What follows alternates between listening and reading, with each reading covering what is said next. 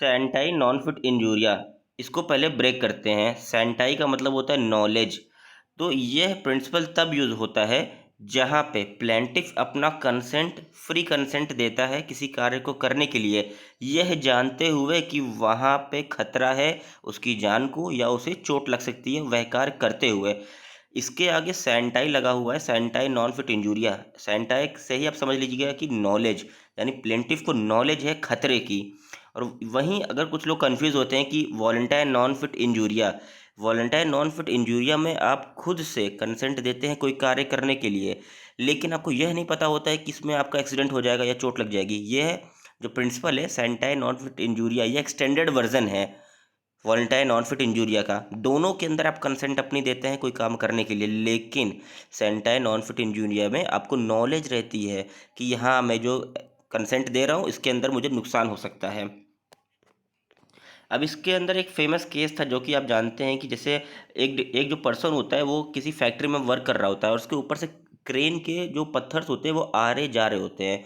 तो वह ऊपर देखता भी है एक बार और देखता है कि पत्थर आ रहे हैं और जा रहे हैं, फिर भी वहाँ बैठ के वह कार्य करता है। यानी सैंटाई नॉन फिट इंजूरिया का प्रिंसिपल एप्लीकेबल हो गया। वह जान रहा है कि उसको नॉलेज है कि पत्थर कभी भी गिर सकता है, और एट लास्ट होता वही है, पत्थर गिर जाता है उसके ऊपर और उसे चोट लग जाती है। फिर वह कंपनी के खिलाफ केस करता है। तो कोर्ट यानी हाउस ऑफ लॉर्ड्स में जजमेंट आता है कि सैंटाई नॉन फिट इंजूरिया का वर्ड यूज़ किया जाता है और कहा जाता है कि आपको नॉलेज थी, जब आप देख रहे हो पत्थर ऊपर से जा रहा है आपके सर के, तो यानी आपको नॉलेज थी और आपने कंसेंट अपनी स्वेच्छा से दिया था, तो यहाँ पे आपको डैमेज नहीं मिल सकता है। This maxim acknowledges that people should have the freedom to make their own choices even if those choices में लीड टू हार्म। तो यह जो प्रिंसिपल है सैंटाई नॉन फिट इंजूरिया, यह कहता है कि कुछ लोग अगर अपनी स्वेच्छा से चूज़ करना चाहते हैं अपना कार्य या अपनी चॉइस, अगर उसे वह कार्य करते हुए नुकसान भी होता है तो उससे कोई दिक्कत नहीं है, क्योंकि वो सैंटाई नॉन फिट इंजूरिया के अंदर आ जाएगा और डिफेंडेंट बच जाएगा इसमें। इसके कुछ की पॉइंट्स देख लीजिए। जो वॉलंटरी एजम्पशन ऑफ रिस्क, जब यह scienti non fit injuria principle applicable होगा उसके अंदर वॉलंटरी एजम्पशन ऑफ रिस्क, यानी पहले से ही वॉलंटरी होगा कि रिस्क खतरा हो सकता है।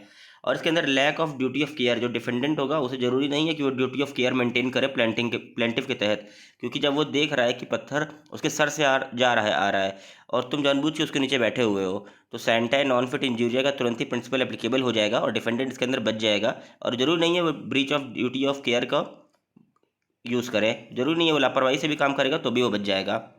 इन्फॉर्म्ड कंसेंट होता है इसके अंदर, हाँ भाई, क्योंकि कंसेंट देगा तभी वो कार्य करेगा। कुछ लिमिटेशंस होते हैं, जैसे it is important to note that maximum may not be applicable in all situations. सभी सिचुएशंस के अंदर यह मैक्सिमम एप्लीकेबल नहीं होगा। There are certain circumstances where the defendant may still be held liable. अच्छा, हर जगह अपवाद होता है, एक्सेप्शन होता है लॉ में, यहाँ पे भी एक एक्सेप्शन है। जैसे कि मान लीजिए कि डिफेंडेंट लायबल हो सकता है, कब लायबल होगा, जहाँ पे वह इंटेंशनली हार्म करेगा। जैसे आप कहीं से चल के आ रहे हो और आपको पता है यहाँ गड्ढा है, लेकिन डिफेंडेंट आपको ढकेल ही दे उसमें उठा के, तो इंटेंशनली हार्म किया उसने, आपने जानते हुए कि भाई मैं ढकेलूंगा वो गिर जाएगा। भले आपको पता था गड्ढा है, आप चल रहे हो, इसका मतलब थोड़ी नहीं आप रुक जाओगे, क्या पता गड्ढे के पास जाके अब डिफेंडेंट आए आपको ढकेल दे पीछे से, तो आप गड्ढे में गिर गए, तो उसने इंटेंशनली हार्म किया। तो इसके अंदर आप जाके बोल सकते हो कोर्ट में इंटेंशनली, इंटेंशन से उसने आपको हार्म पहुंचाया है। या ग्रॉस नेग्लिजेंस, ये दूसरा अपवाद है, एक्सेप्शन है। ग्रॉस नेग्लिजेंस, जैसे कोई आप मेडिसिन ले रहे हो और मेडिसिन लेते वक्त आप गलत मेडिसिन ले लेते हो, ठीक है गलत हो गई वो, अब चाहे तो कोई जानबूझ डिफेंडेंट आए जानबूझ के आपको जहरीला मेडिसिन दे दे, तो ये ग्रॉस नेग्लिजेंस हुआ, यानी जघन्य अपराध हुआ। एप्लीकेशन इन टॉर्ट, तो ये जो सैंटाई नॉन फिट इंजूरिया का जो मैगजिम है ये टॉर्ट के अंदर बहुत यूज़ किया जाता है। अब ये कहाँ कहाँ यूज़ किया जाता है, जहाँ पे इन्वॉल्विंग स्पोर्ट्स, जैसे मैच देखने गए हो भाई, आप टिकट खरीदते हो तो आपको कहीं ना कहीं आइडिया तो रहता है कि हाँ भाई मुझे बॉल लग भी सकती है, क्या पता ना भी लगे। और रिक्रिएशनल एक्टिविटीज़ और सर्टन प्रोफेशंस के अंदर भी इसका अपवाद लिया जाता है। It serves as a legal principle that helps to balance individual freedom and personal responsibility. Conclusion में देख लीजिए कि the maxim scienti non fit injuria recognizes that individual who willingly assume the risk associated with an activity, यानी वह खुद से अपनी स्वेच्छा से रिस्क को ले रहा है जानते हुए भी कि उसके अंदर रिस्क है वह कार्य करने में। तो it reflects importance of personal autonomy and accountability in legal proceedings. However it is important to remember that this defence has its limitations and may not be applicable in all cases. तो जैसा कि अभी ऊपर हम लोगों ने देखा, इसके कुछ अपवाद भी हैं, जरूरी नहीं है सभी केसेस में लगें।